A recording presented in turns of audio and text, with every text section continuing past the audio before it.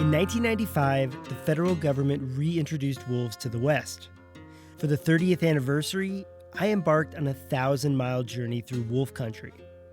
I talked to the people who brought wolves back, ranchers who fought the controversial program, and experts who say wolves are in trouble again. I'm Heath Drusen, and I hope you'll listen to Howl from Boise State Public Radio and the Idaho Capital Sun. Find it everywhere you get podcasts. It's The Connector, Idaho Daily News from Boise State Public Radio. A very busy Friday morning, June 13th. I'm Troy Oppie. Congressional Republicans are moving again to sell off millions of acres of public land in our region. Plus, the Trump administration moving to pull the federal government out of an agreement that could have led to the end of 4 dams on the lower Snake River. Billions in grant money for libraries across the country has been cut, how that's affecting Idaho, and a tribal blessing at the site of a proposed resort casino in southwest Idaho. Those stories and more this morning on The Connector. We start this morning in Boise County, where residents in Horseshoe Bend are being asked to conserve water because water in the Paiute River is discolored and can't be treated for use. The Boise County Sheriff's Office in a social media post late Thursday says a likely mudslide or other upriver disturbance turned the Paiute dark brown. The water is untreatable. Water users in the Horseshoe Bend area are being asked to conserve water and not to use irrigation so that the town's water tank will have enough already treated water to meet basic needs while the city's public works team finds a solution. Congressional Republicans are again pushing to sell public lands as part of President Trump's so-called Big Beautiful Bill. As the Mountain West News Bureau's Rachel Cohen reports, the latest proposal involves millions of acres across our region. The plan would require the Bureau of Land Management and U.S. Forest Service to sell between 2 and 3 million acres over the next 5 years. Land in all western states except Montana is on the table. It's part of a draft budget from the Senate Natural Resources Committee led by Utah Republican Mike Lee.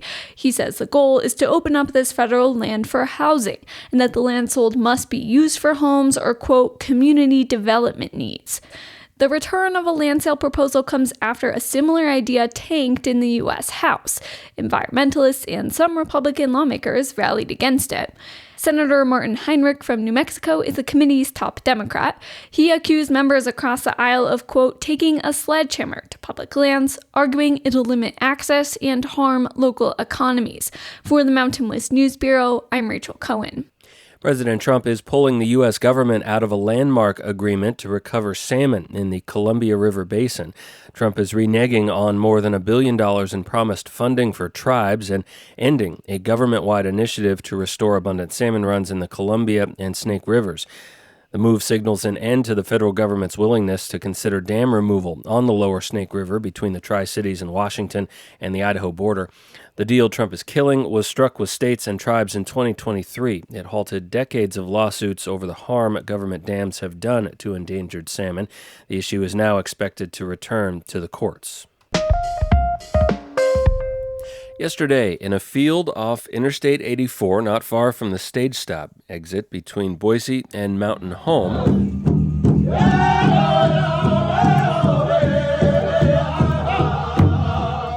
members of the Shoshone-Paiute and Coeur d'Alene tribes gathered to bless the site of a future Shopai resort and casino. The blessing for the land and the people who will work to build the resort was led by ceremonial blessing Shopai Chief Reginald Soap.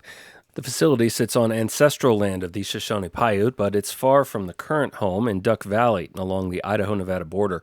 The tribe is partnering on the project with the Coeur d'Alene and says the revenue and jobs will greatly benefit their community. But because the casino is not on current tribal land, they still have to work through the U.S. Department of the Interior to secure the permission needed to build the project. In a news release, the tribe says that application will be ready by late this summer.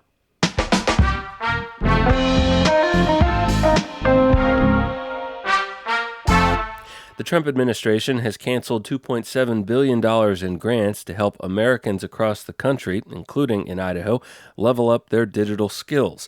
James Dawson has more. Idaho's share of the grants, which were included in the bipartisan infrastructure law, totaled $6.3 million. That money would have gone toward training programs, buying more devices for public libraries, and refurbishing computers for certain demographics. Those include seniors, veterans, minority groups, and those living in rural areas. Dave Meacham is the Idaho Commission for Libraries board president.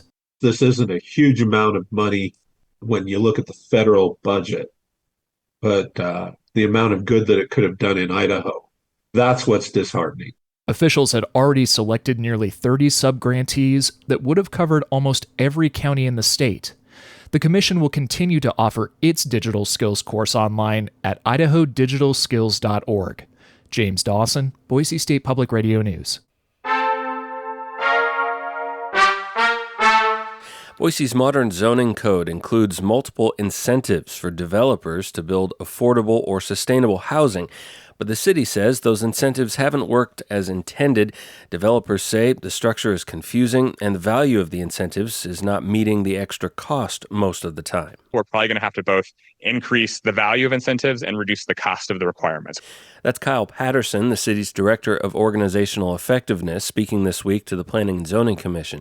He says they want to simplify the incentives and make the process into a menu of options developers can choose from. And they'll need to back off some requirements, like reducing the income threshold for some incentives from building units for rent at 60% of area monthly income to 80%. In exchange, we're offering zoning incentives, so land use incentives, things that don't cost the city any money, right? Parking reductions, height increases.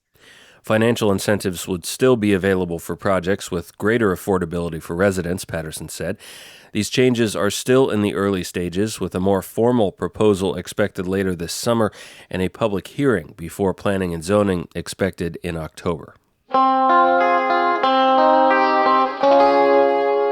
An Arizona jury yesterday returned a guilty verdict for Lori Vallow, finding that she did conspire to kill her niece's estranged husband in a failed murder attempt in 2019.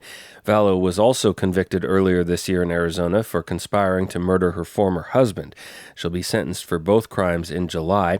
She is already under a life sentence here in Idaho for the murders of two of her children and conspiring to murder her current husband's former wife.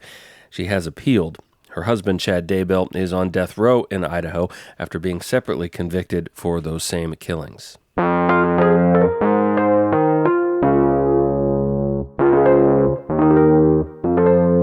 A hazmat response exercise is happening today at the Amalgamated Sugar Company in Weiser. The State Office of Emergency Management, Payette, and Washington counties are leading the event. It offers first responders from Southwest Idaho the chance to practice emergency response protocols, communication, and coordination. There will be people in full hazmat suits as part of the exercise, but it's just a drill happening today in Weiser at noon. And the City of Boise Parks and Recreation says the Friendship Bridge that connects the Boise State campus and Julia Davis Park will remain closed as path improvements are continuing through this weekend. The bridge is expected to reopen Monday. In sports, Kimberly native Peyton Bear, competing for Mississippi State, won the NCAA National Decathlon Championship yesterday, 435 points better than the second-place competitor in the 10-event championship. Boise State junior Landon Helms from Emmett finished 9th with a personal best in the decathlon. In other events, Boise State's two competitors, Kai Robinson and Hannah Ackerman, did not advance to the finals in their respective races. A couple other notes, though. Bora High grad Nathan Green runs for a 1,500-meter men's title later today. He races for the University of Washington.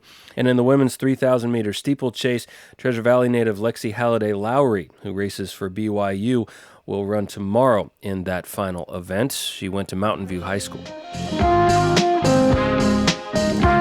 That's the Connector for this Friday, but before we go, a note about public radio funding. The House passed its rescission bill yesterday, a request from the Trump administration to claw back more than $1 billion in already approved funding for public broadcasting that greatly affects stations like Boise State Public Radio. You can find out more about that and learn what you can do. Visit boisestatepublicradio.org/funding. The Connector returns this coming Monday. I'm Troy Oppie. Have a great weekend.